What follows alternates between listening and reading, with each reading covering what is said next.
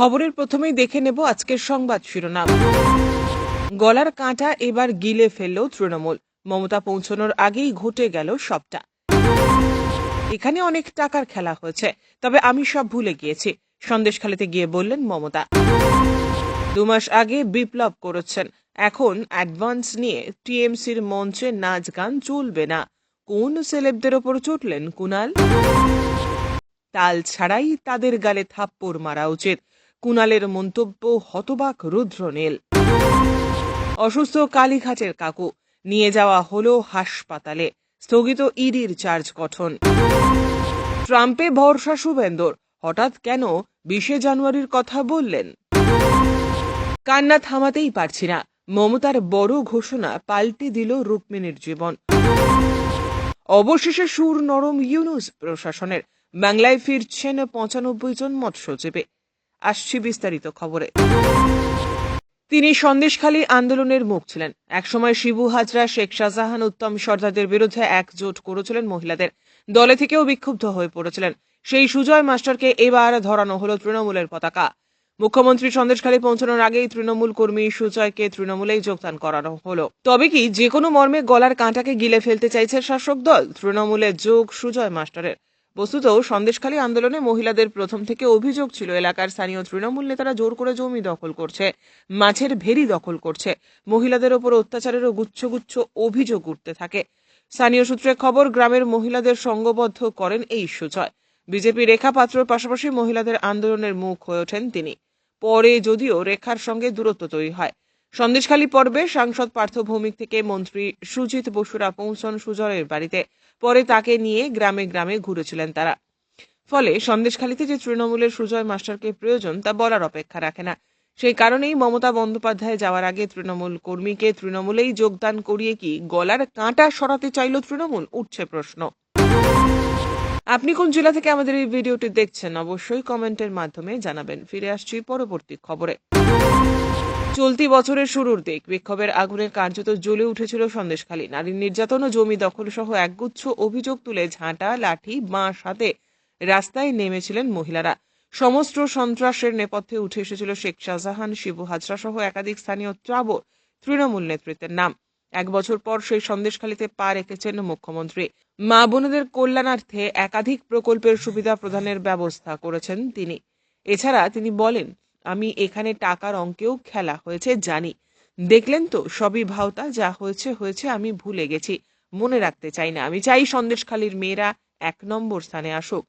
নারী নির্যাতনের অভিযোগকে সামনে রেখে সন্দেশখালীর মহিলারা ঝাঁটা, লাঠি হাতে পথে নামেন। দিল্লি থেকে প্রতিনিধি দল যায়। ম্যাজিস্ট্রেটের কাছে গোপন জবানবন্দি, হাইকোর্টে মামলা, 144 ধারা, বাহিনী মোতায়েন। এই সমস্ত অধ্যায় পেরিয়ে সন্দেশখালীতে ঘাস ফুল ফোটে। রাজনৈতিক বিশ্লেষকদের মতে এক্ষেত্রে অনেকটাই কাজ করে থাকতে পারে গঙ্গাধর কয়ালের ভাইরাল সেই ভিডিও। সন্দেশখালীর নারী নির্যাতন নিয়ে যখন তোলপাড় বাংলা, তখন এক সেখানকারই বিজেপি নেতার স্বীকারোক্তি ছিল টাকা দিয়ে নির্যাতনের মিথ্যে অভিযোগ করানো হয়েছে। 1 বছর পর সন্দেশখালীর মাটিতে পা রেখে মমতা বন্দ্যোপাধ্যায় বলেন, এখানে টাকার খেলা হয়েছে, কোনো দুষ্টু লোকের খপ্পরে পড়বেন না, যা হয়েছে হয়েছে, আমি ভুলে গেছি। প্রিয় দর্শক বন্ধু, আমাদের খবরগুলি আপনাদের ভালো লাগলে অবশ্যই লাইক করে দেবেন, এতে আমরা আরো উৎসাহ পাবো। আরজিকর আন্দোলনে যোগ দেওয়া শিল্পীদের বয়কটের ডাক তৃণমূল মুখপাত্র তথা তৃণমূল রাজ্য সম্পাদক কুণাল ঘোষের। তার তীব্র প্রতিক্রিয়া, মিথ্যে বিকৃত ময়নাতদন্তের রিপোর্ট নিয়ে নাটক করা হয়েছে। তৃণমূল আয়োজিত অনুষ্ঠানে এই সকল শিল্পীদের যেন দেখা না যায়, হুঁশিয়ারি তার। আরজিকরের ঘটনার পর একাংশ শিল্পীদের পথে নামতে দেখা যায়। চিকিৎসকদের আন্দোলনে মিশে গিয়েছিলেন তারা। ডাক্তাররা যখন অনশনে বসেছিলেন সেই সময় কয়েকজন শিল্পী প্রতীকী অনশনে সামিল হয়েছিলেন। এবার তাদের উদ্দেশ্যেই করা বার্তা। আরজি করে নিন্দা করেছেন বলে বাদ এরকম নয়, 100% নিন্দা করবেন, কেন করবেন না? যারা এই স্লোগান দিয়েছে, অমুকের গালে জুতো মারো, তালে তালে, কখনো বলেছেন বাংলাদেশের মতো পালাতে হবে, মিথ্যা বিবৃতি, ময়নাতদন্তের রিপোর্ট নিয়ে নাটক করেছেন। তৃণমূল কর্মীদের আবেগে আঘাত লেগেছে। শুধু তাই নয়, তৃণমূলের রাজ্য সম্পাদকের বক্তব্য, শিল্পী তালিকা খতিয়ে দেখা হবে। এমন কাউকে আনা যাবে না যারা আরজিকর আন্দোলনে মমতা বন্দ্যোপাধ্যায়কে আক্রমণ করেছেন। তিনি বলেন, 2 মাস আগে বিপ্লব করেছেন আর তারপর অ্যাডভান্স নিয়ে তৃণমূলের মঞ্চে নাচ গান করবেন, এসব হবে না। বাদশা মৈত্রর কথা বলছি না, উনি সিপিএম সমর্থক, তার বিরুদ্ধে কোনো অভিযোগও করছি না। যাদের মতাদর্শ তৃণমূলের সঙ্গে মেলে না তাদেরও কাজের অধিকার আছে, তবে যে কয়েকজন ইচ্ছাকৃতভাবে পরিকল্পিতভাবে নিজেদের ধান্দায় আন্দোলন করেছেন তাদের বয়কট করুন। এই ভিডিওটিতে আমরা 1000টি লাইক টার্গেট করেছি, আশা করি লাইক করে আমাদের উৎসাহিত করবেন। অমুকের গালে গালে জুতো মারো তালে তালে। আরজিকর কাণ্ডে এই স্লোগান তুলেছিলেন অনেকেই। আরজিকরের নৃশংসতা দেখে শিউরে ওঠা জনতা যখন রাগে ফুঁসছেন, তখন একই সঙ্গে পথে নেমে প্রতিবাদে সামিল হয়েছিলেন সেলিব্রিটিরাও। এদিন সাংবাদিকদের বৈঠকে সেই সেলিব্রিটিদেরই আক্রমণ করলেন কুণাল।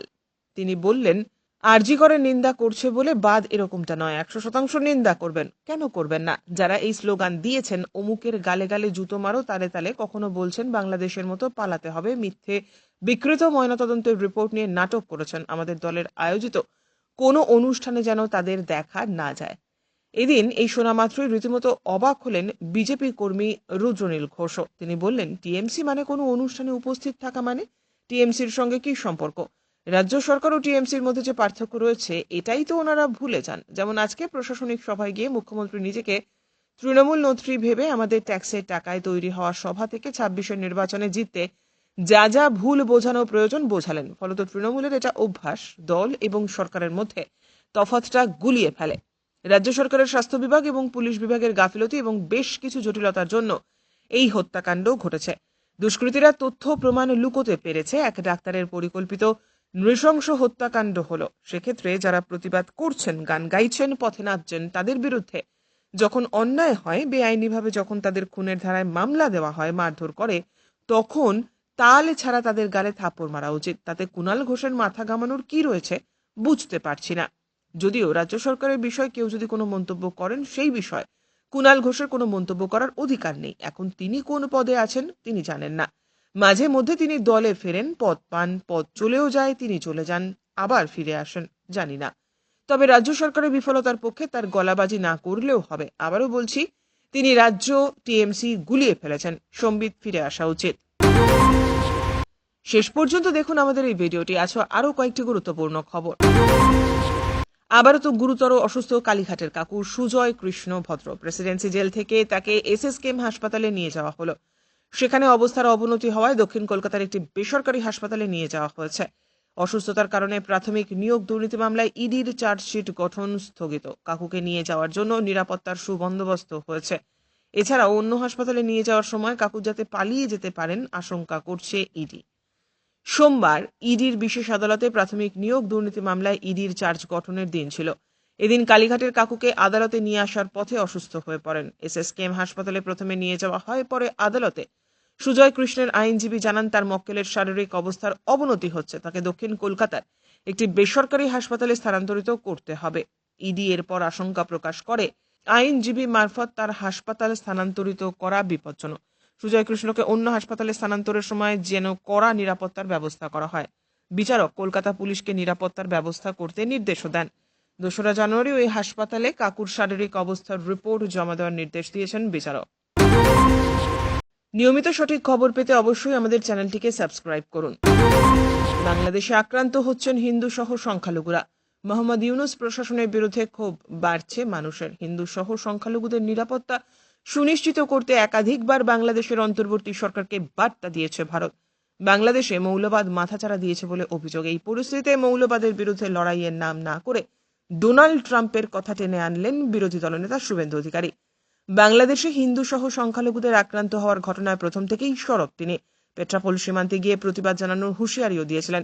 শুভেন্দু অধিকারী এদিন বলেন, 20শে জানুয়ারির পর মৌলবাদ নিকেশ হবে। আমরা আমেরিকার জন্য অপেক্ষা করছি। আমরা চাই আমেরিকা ইসরায়েল দায়িত্ব নিক, মৌলবাদ ধ্বংস করুক। 20শে জানুয়ারির কথা কেন বললেন শুভেন্দু, তা অবশ্য খোলসা করেননি তিনি।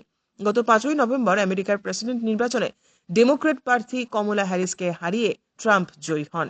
এর আগে 2016 থেকে 2020 সাল পর্যন্ত আমেরিকার প্রেসিডেন্ট ছিলেন তিনি। এদিন ট্রাম্পের নাম না করলেও তার শপথ গ্রহণকেই যে বোঝাতে চেয়েছেন বিধানসভার বিরোধী দলনেতা তা স্পষ্ট। এদিন বাংলাদেশ পুলিশের হাতে ধৃত চিন্ময় কৃষ্ণ দাসের শারীরিক অবস্থা নিয়েও উদ্বেগ প্রকাশ করেন শুভেন্দু। আপাতত জেলেই রয়েছেন। 2রা জানুয়ারি আদালতে তোলা হবে তাকে। শুভেন্দু মন্তব্য করেন, আসুন চিন্ময় কৃষ্ণের সুস্থতার জন্য 1 জানুয়ারি সবাই মিলে আমরা প্রার্থনা করি। কথায় আছে যার শেষ ভালো তার সব ভালো। 2024 সালটা যে সেভাবে ভালোভাবে শেষ হয়নি তা অভিনেত্রী রুক্মিণী মৈত্র ভালোই টের পেয়েছেন। মুখ্যমন্ত্রী মমতা বন্দ্যোপাধ্যায়ের সিদ্ধান্ত এক পলকে যেন বদলে দিল নায়িকার জীবন। সন্দেশখালী সভা থেকে ঘোষণা করলেন মুখ্যমন্ত্রী, নতুন বছরে নতুন নাম পেল উত্তর কলকাতার ঐতিহ্যবাহী প্রেক্ষাগৃহ স্টার থিয়েটার। বছর শেষের জনসভায় মমতা বন্দ্যোপাধ্যায় ঘোষণা করলেন প্রেক্ষাগৃহের নতুন নাম বিনোদিনী মঞ্চ। 1883 সালে স্থাপিত এই নাট্যমঞ্চের নেপথ্যে কারিগর ছিলেন বিনোদিনী দাসী, যেখানে বিনোদিনীর নাটক দেখতে গিয়ে আবেগপ্রবণ হয়ে পড়েছিলেন স্বয়ং শ্রী রামকৃষ্ণ পরমহংসদেব। এই থিয়েটারে এককালে ঈশ্বরচন্দ্র বিদ্যাসাগর, রবীন্দ্রনাথ ঠাকুর সহ একাধিক গণ্যমান্য ব্যক্তিরা আসতেন। এই প্রেক্ষাগৃহেরই নতুন নামকরণ করলেন মুখ্যমন্ত্রী। আমার এটা এখানে বলার কথা নয়, কলকাতাতেই বলার কথা। এবার থেকে স্টার থিয়েটারের নাম হবে বিনোদিনী মঞ্চ, মন্তব্য করেন মুখ্যমন্ত্রী।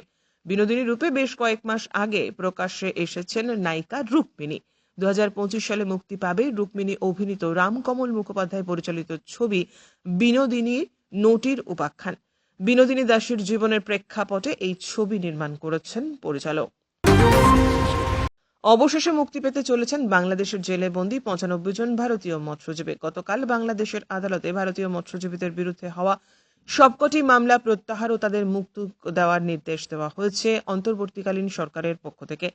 নামখানার 95 জন মৎস্যজীবী বাড়ি ফিরতে পারবেন বলে আশা করা হচ্ছে।